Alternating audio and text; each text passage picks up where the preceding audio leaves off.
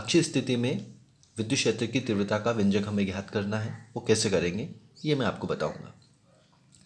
सबसे पहले अक्षीय स्थिति होती क्या है कि जब कोई बिंदु जिस पर विद्युत क्षेत्र की तीव्रता ज्ञात करनी होती है वह बढ़ाए गए विद्युत द्विध्रुव अक्ष पर स्थित होता है, इसको बढ़ा दिया गया, तब उस बिंदु को द्विध्रुव के सापेक्ष अक्षीय स्थिति में कहा जाता है। अब यहाँ पे देखें हम अक्षीय स्थिति को, तो सबसे पहले मान लिया जाए, माना ए बी एक विद्युत द्विध्रुव है जो प्लस क्यू और माइनस क्यू आवेशों से मिलकर बना है। इसके मध्य बिंदु ओ से आर दूरी पर, कितनी दूरी पर, आर दूरी पर एक बिंदु पी है जो मैंने लिया है, बढ़ाए गए विद्युत द्विध्रुव पर स्थित होता है बिंदु पी। तो इसके मध्य बिंदु ओ से आर दूरी पर एक बिंदु पी है जिस पर हमें विद्युत क्षेत्र की तीव्रता ज्ञात करनी है। अब आपको ये पता है कि जो विद्युत द्विध्रुव है उसकी लंबाई कितनी होती है, विद्युत द्विध्रुव की लंबाई होती है 2L। ठीक है, अब यहाँ पर स्टार्ट क्या करना है, लिखना अपने को ये है, चित्र से ही अपन लिखते हैं कि माना ए बी एक विद्युत द्विध्रुव है जो प्लस क्यू और माइनस क्यू आवेशों से मिलकर बना है।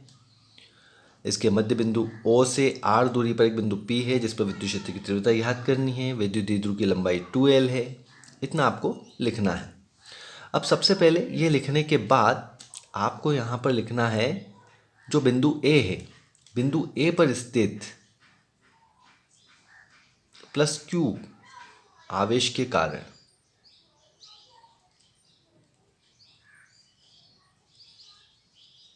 कारण बिंदु P पर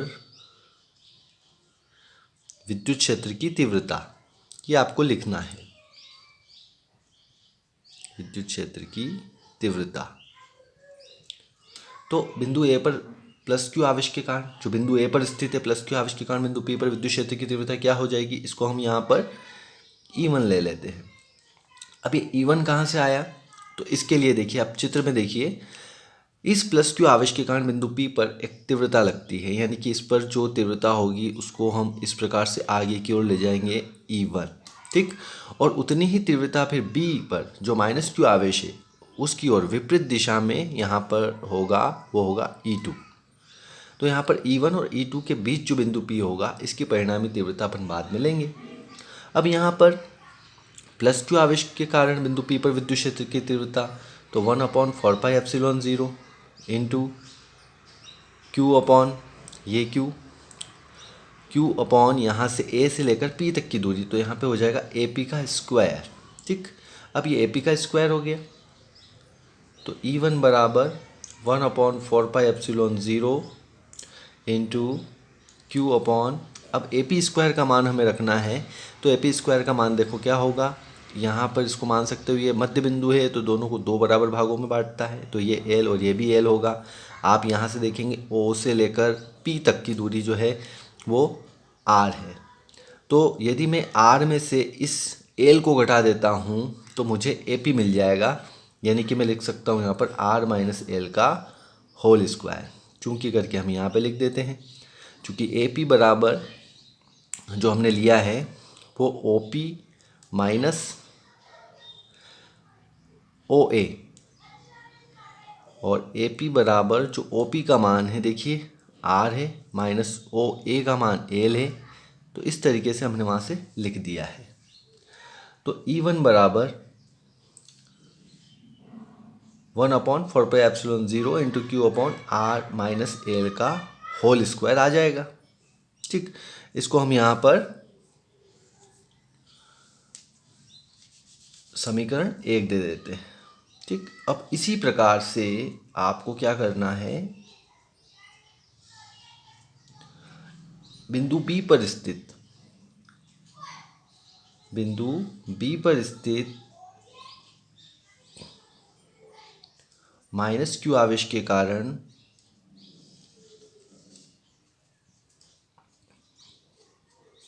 बिंदु P पर विद्युत क्षेत्र की तीव्रता, सेम जैसा ऊपर लिखा है वैसा ही लिखना है। इसी प्रकार बिंदु B पर स्थित -q आवेश के कारण बिंदु P पर विद्युत क्षेत्र की तीव्रता।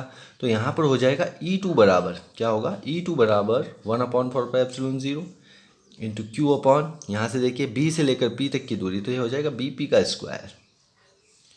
अब यहाँ पर -q आवेश के कारण हम यहाँ पर q ही ले रहे हैं, उसका मैं आपको बता दूंगा, यहाँ पर आगे हम परिणामी तीव्रता में उसको माइनस में ले लेंगे, इसलिए कन्फ्यूजन से बचने के लिए हम यहाँ पर q ही लेंगे आवेश। ठीक, यहाँ पर BP स्क्वायर E2 बराबर 1/4πε0 इंटू क्यू अपॉन BP का स्क्वायर। तो देखिए BP का स्क्वायर कितना होगा, R+L का होल स्क्वायर। जस्ट ऊपर दी गई मेथड से चूंकि करके आप लिख सकते हो BP बराबर, यहाँ से BP बराबर क्या होगा, OP में OB को जोड़ दिया जाए तो R+L, तो यहाँ पर BP बराबर OP का मान है R प्लस OB का मान है L।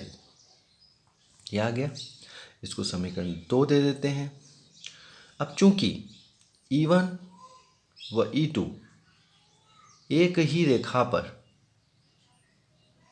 एक रेखा पर और विपरीत दिशा में कार्यरत है, अब विपरीत दिशा में कार्यरत है, तो इनकी जो परिणामी तीव्रता होगी, उससे पहले हम यहाँ पर देख लें E1 में पावर ज़्यादा है क्योंकि वो +q आवेश के कारण है, तो E1 is greater than E2, E1 is more powerful than E2, so E1 is greater than E2। अब यहाँ पर E1 और E2 एक ही रेखा पर और विपरीत दिशा में कार्यरत हैं, इस कारण से हम इसको यहाँ पर लिख देते हैं परिणामी तीव्रता E1 माइनस E2। ठीक है, ये इसकी परिणामी तीव्रता हो जाएगी। अब परिणामी तीव्रता यहाँ पे लिखने के बाद हम समीकरण 1 और 2 से E1 और E2 के मान रखेंगे। तो देखिए E1 और E2 के मान रखते हैं, तो E बराबर, E1 का मान हमारे पास था 1/4πε0 इंटू क्यू अपॉन R-L का होल स्क्वायर। इसके बाद E2 का मान था 1/4πε0 इंटू क्यू अपॉन R+L का होल स्क्वायर। ठीक है, वहाँ पर आप E1 की दिशा दे सकते हैं, जैसे E1 की जो दिशा है वो है O से P वेक्टर दिशा में, आप यहाँ पर भी दे सकते हैं बाद में और वहाँ पर भी दे सकते हैं। E2 की जो दिशा है वो है P से B वेक्टर दिशा में।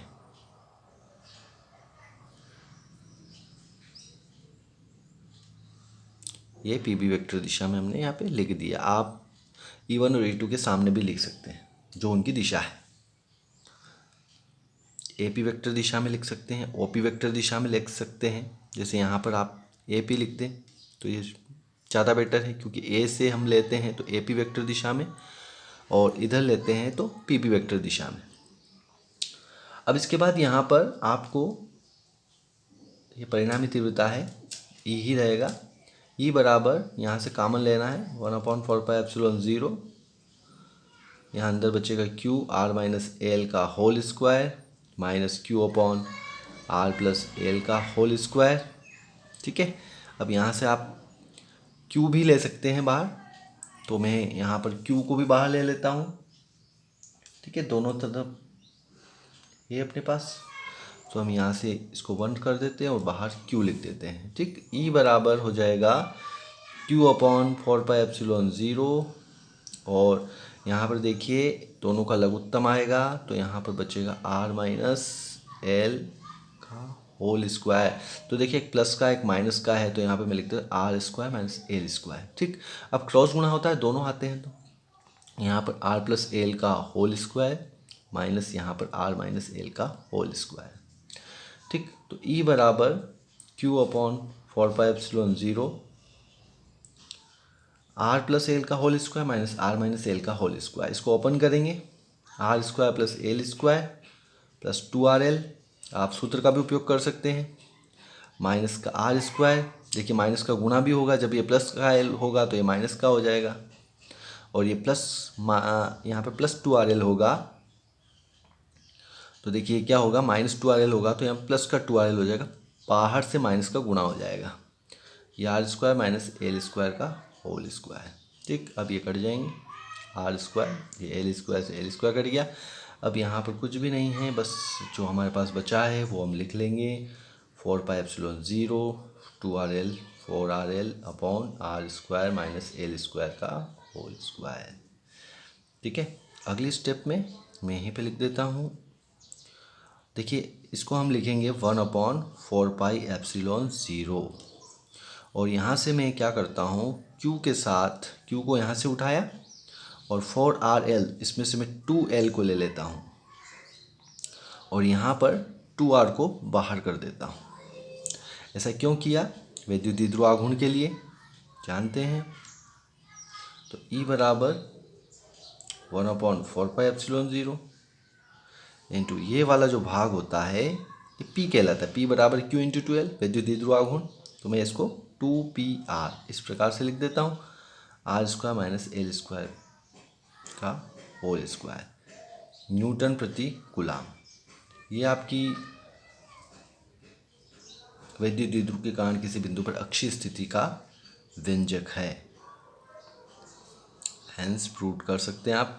और छोटे वैद्युत द्विध्रुव के लिए यदि आपको बताना है तो छोटे वैद्युत द्विध्रुव में आप यहाँ पर L is very very less than R कर दिया जाए तो सिंपली आप यहाँ पर लिख सकते हैं 1/4πε0 इंटू 2PR। देखिए L is very very less than R, then L जो है उसको शून्य के बराबर मान सकते हैं। तो यहाँ पर R की पावर हो जाएगी 4, तो यहाँ पर एक R कट जाएगा। तो अगली स्टेप में आप यहाँ पर E बराबर 1/4πε0 इंटू 2P/R³ न्यूटन प्रति कूलाम। ये एक छोटे वैद्युत द्विध्रुव के लिए है जिसको आप लिख सकते हैं बहुत आसान तरीके से। आई होप कि आपको पूरा समझ में आया होगा।